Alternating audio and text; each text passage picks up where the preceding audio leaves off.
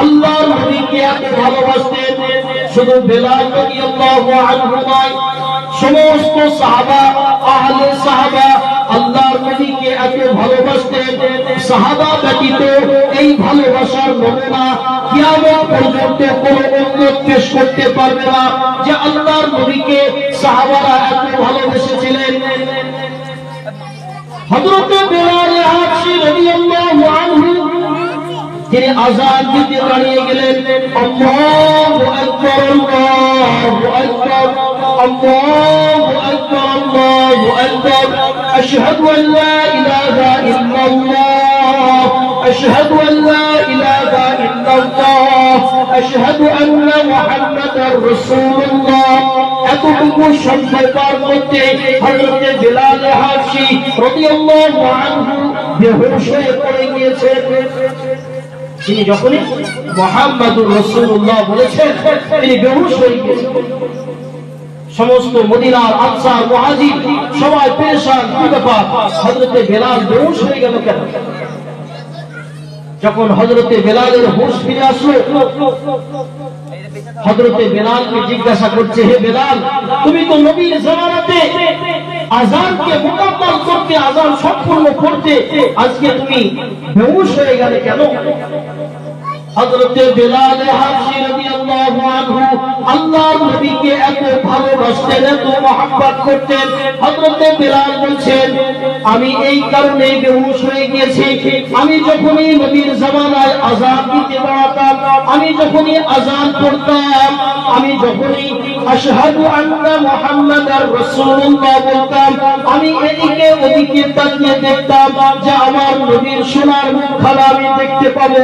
আজকে যখন আমি আল্লাহর নবীর নামকে উচ্চারণ করলাম, আল্লাহর নবীকে আমি দেখতে পেলাম না, তখন আমার জন্য অসহ্য হয়ে পড়ল যে হযরতে বেলাল সে আযান করবে, নবীর নাম উচ্চারণ করবে, নবীকে দেখতে পাবে না, এটা হতে পারে না।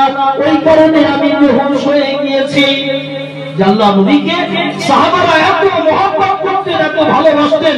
বুখারীর মধ্যে আমরা শুনেছি আবু বকর রাদিয়াল্লাহু আনহু উলুতে মাথা দিয়ে আল্লাহর নবী ঘুমাচ্ছে, আর সমস্ত কাপড়, ছেঁড়া কাপড় নিয়ে সমস্ত গর্তকে বন্ধ করে দিয়েছে। একটি গর্ত বন্ধ করতে পারেনি, পায়ে ওই আঙুল দিয়ে চেপে রেখেছিলেন। বিষাক্ত সাপ দংশন করেছে, সহ্য করছেন, সহ্য করছেন, লাল হয়ে যাচ্ছেন, কিন্তু নবী আরাম ফরমাচ্ছেন।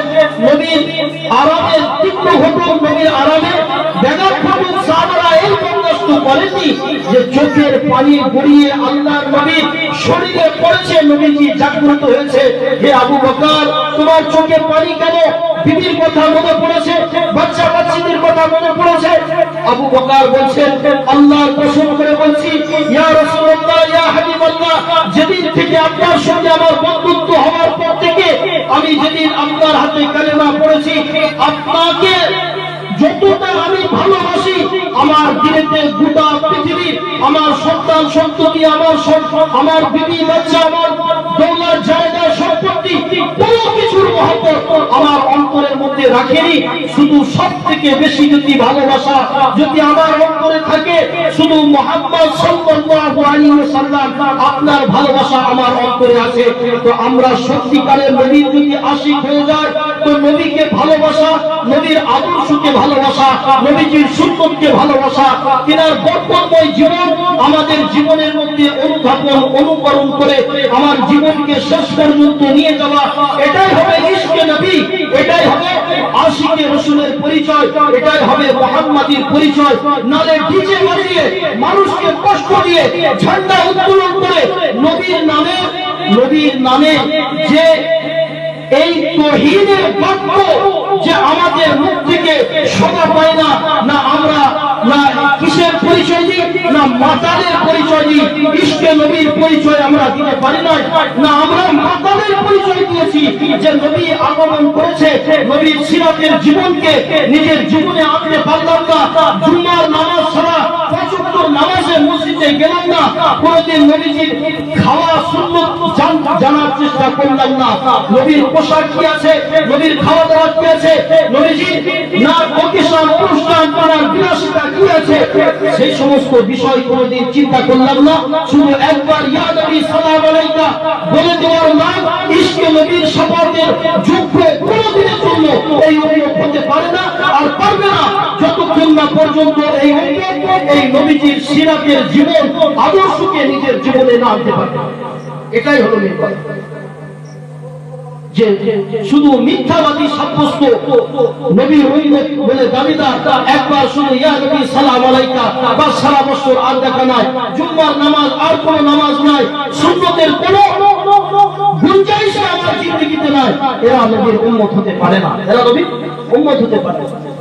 তো আল্লাহ নবী সাল্লাল্লাহু আলাইহি ওয়াসাল্লামের সিরাতের জিন্দেগি থেকে নিজের জীবনকে তৈরি করি, কেননা কবরের মধ্যে মান রব্বুকা ওয়া মান দীনুকার পরেই যে প্রশ্নটা আছে যে বলো তোমার নবীকে, যদি নবীজির জীবন আদর্শ নিজের জীবনে না আনতে পারি কোন দিনের জন্য বলতে পারবো না যে আমার নবী মুহাম্মদ সাল্লাল্লাহু আলাইহি ওয়াসাল্লাম ছিল।